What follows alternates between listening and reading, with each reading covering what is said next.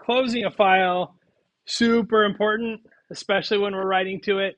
Close my file.close is yeah, it takes no arguments. So you're just gonna make sure you have that there. And honestly, try, accept, and finally, this is where finally really shines. Okay, because what you want to do is you want to do something more like this. This is the best practices way of opening and writing to a file. So I'm going to say try, open and write.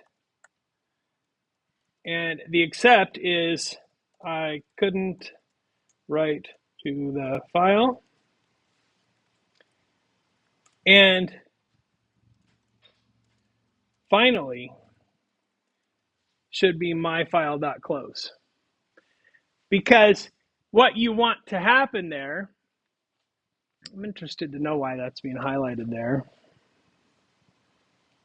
My file can be undefined.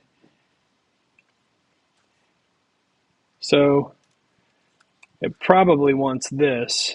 I would normally put my file open inside there because then it'll catch it if the file doesn't exist also. You are running a slight risk there that this, and you could catch it, see if it's open and then just close it. But this actually will work most of the time. If the file doesn't exist, it'll generate a different error. So you want to probably, what you want to do is have nested try and accepts. But you know what? I'm not going to go that deep on this. The reality is this will catch most of the time. So we're going to open the file. If we can write to it, it works great.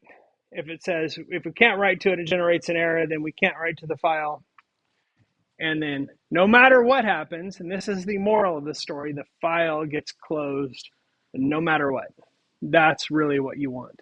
If I really wanted to do this very airtight, in a very airtight way, I would do a try and accept to open the file, and then I would put this try and accept block actually inside that one. And that's where you're going to get that really high level of error trapping.